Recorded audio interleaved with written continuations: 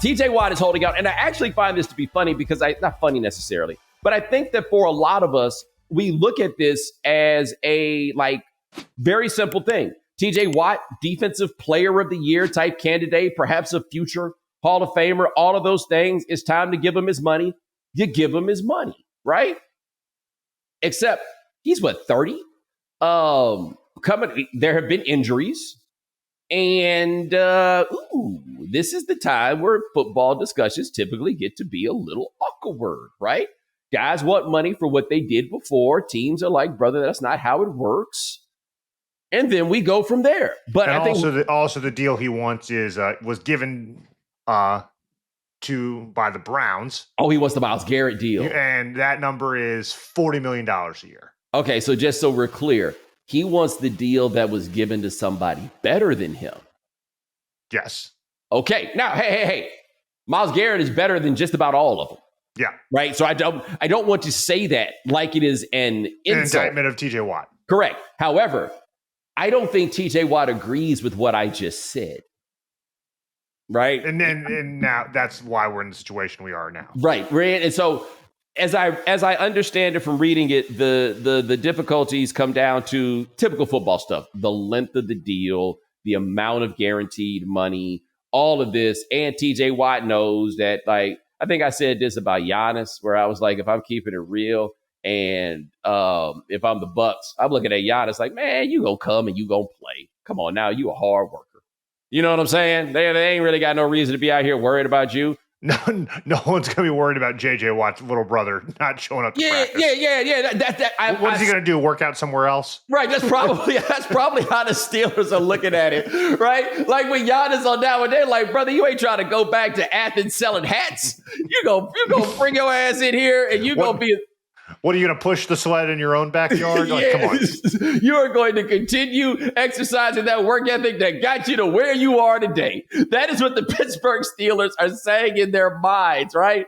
And the worst is, I bet on one level, TJ Watt knows that's how they feel, and he resents the fact that that's how they feel. And on the other hand, a little part of him knows that they're right. You know what I'm saying? Like, him and his brother been talking that super white man shit for so long, right? Like, no, I'm going to pick myself up by my bootstraps and get it done. It's all about the hard work, right? And now he's mad at himself. I've been that person. When you're the person that's like, I do this because this is what's right. I'm going to show up and I'm going to do my job because I do my job for me, right? I don't worry about them. I do that. Man, they know when you act like that. They know it, and they don't respect it. They exploit it. And so now you get caught within yourself about, do I lower myself to the standard or the rest of these lazy people? All right. And so I know he gonna be at the crib if you don't go to training camp, just mad, just doing push-ups and chopping wood, just being mad. Like he's in Rocky Ford, yes. Running up the hill in the snow. Right. Like just no idea what to do. His wife, so sick of him. His wife being like, okay, ready, set, put, right? And he out here doing swim moves in front of her. And she's like, you better not hit me in the face. I won't hit you in the face again. I promise, right? Like these are all the things that they are going through. It has to be miserable for all parties involved. I have this question about the Pittsburgh Steelers. Actually, before we get to that question, Brian, I want to bring up a conversation that I had at this wedding I went to over the weekend, right?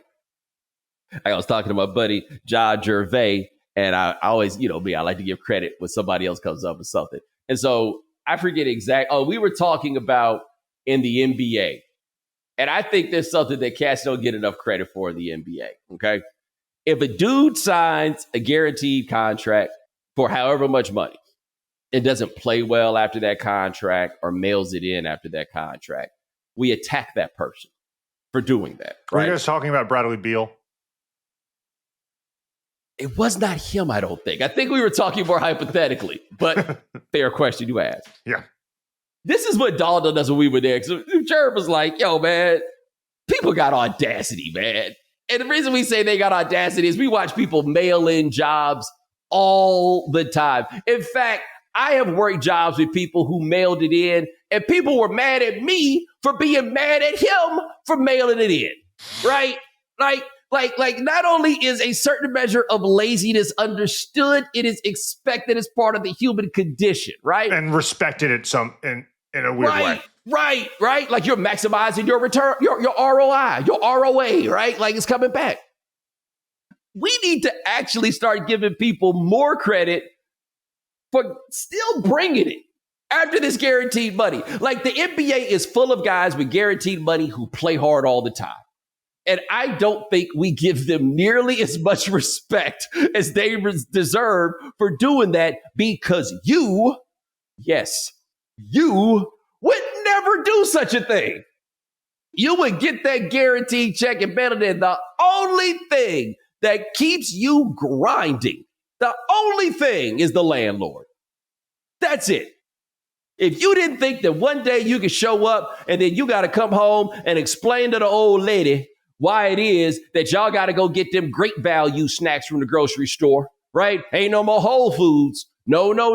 That's the only reason you show up to work and put in half a goddamn effort. It's the only reason. That's it, right?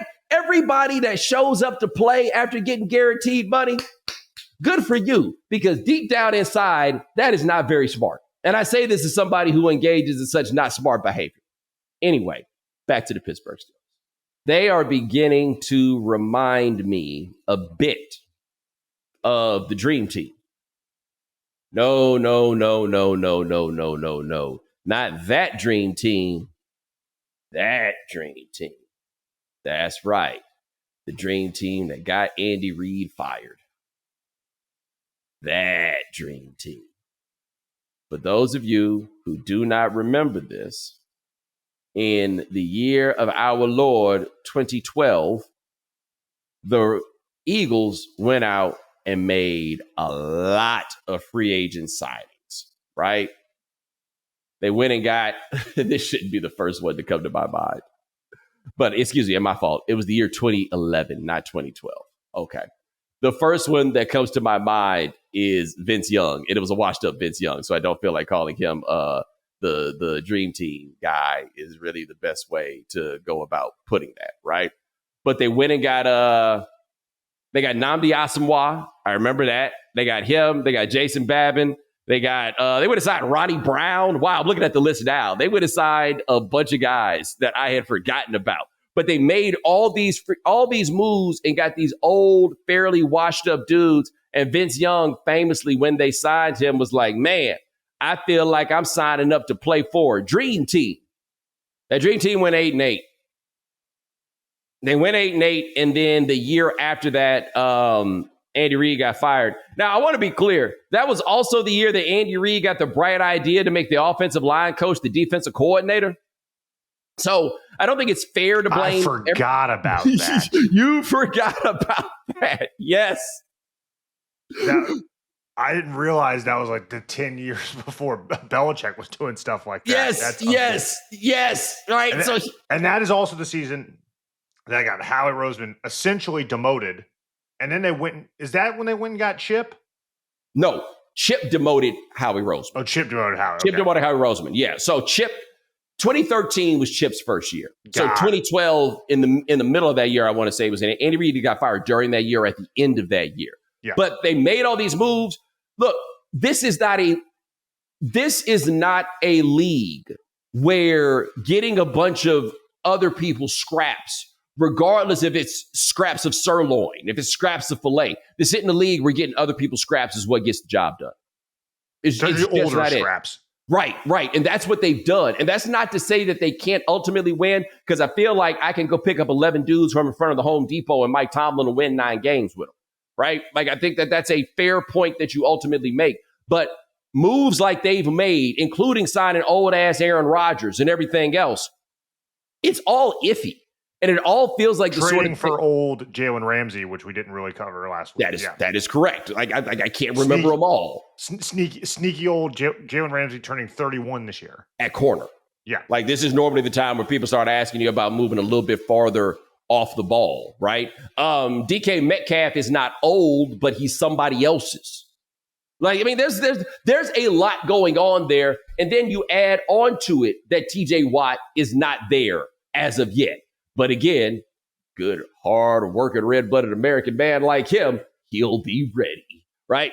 But what happens if it feels like the wheels are coming off on this team? Because Ryan, you and I have talked about this, and the point of comparison that you use that I love is the Steelers have had 3 coaches since when? The moon landing. The literal moon landing. Chuck Noll's first game was after the moon landing. A month and a half after. Yeah, a month or two, yeah. But nonetheless, they've had 3 coaches since then, okay? How bad would this have to spiral and roll and everything else for us to be like, hey, I don't know about this Mike Tomlin thing? It's wild because you mentioned, he 11 dudes out of Home Depot. I mean, he's never had a losing season in 17 years at this point, 16, right. 17 years. They also have not won a playoff game since 2016, I believe. Yes. And GM just got extended. Mike Tomlin would probably be the first hire for about 10 teams if there was an opening, and about 3 television networks. Yep. But been a long time. Kind of like Andy Reid. Yep. Like it feels very, very, very similar. It feels very similar. I feel like Mike Tomlin doesn't have the glaring weakness because Andy Reid's issues were so obvious with the clock. Yes. By the way, we don't talk about any of that anymore. No. Go ahead. No, it's it was so obvious, even before we got so sophisticated with that sort of conversations. It was so obvious, and he looked, his stare was so like Mike Tomlin always radiates confidence, and people, he feels like a football coach in a strange way. Yes. But him tying himself to old Aaron Rodgers is going to be definitely, I think they're the most interesting team going into the season by far. And this is also in a division I would say is very interesting. I think we'd agree that Baltimore is definitely the best team in that division. Correct. We would agree that Cleveland is definitely the worst team in that division. And Cincinnati's going to score a lot of points. Yeah. Right? That's what we know. The thing for me with Tomlin is this, and where it gets interesting, is that we agree that Tomlin is a great culture guy. Strategy guy. Yeah. Look, all I'm saying is this. Bill Belichick would cook him year after year after year after year after year. He would pull Mike Tomlin's pants down every year. I think Tomlin won the last time they played against each other, but just would flat out cook him every time. That's not how he's getting it done, I guess is the point that I'm making. And maybe that'll be part of what they need. The margins being what they are, I'm not sure. I think if they make the playoffs, we're not having any discussion win a game or not, because they haven't had a quarterback worth discussing in God knows how long either. And I don't know how much of that is his fault. I don't know, exactly what the power dynamics are or whatever. But if you keep winning and you're kind of damned if you do, damned if you don't, you win 9 games, you can never get, the Patrick Mahomes, the Josh Allen, you're never drafting high enough. Yes. To go get the next big man. It is very rare that we look at the Pittsburgh Steelers as something uncertain. That is what we look at them as being this year, right? I, for one, am intrigued.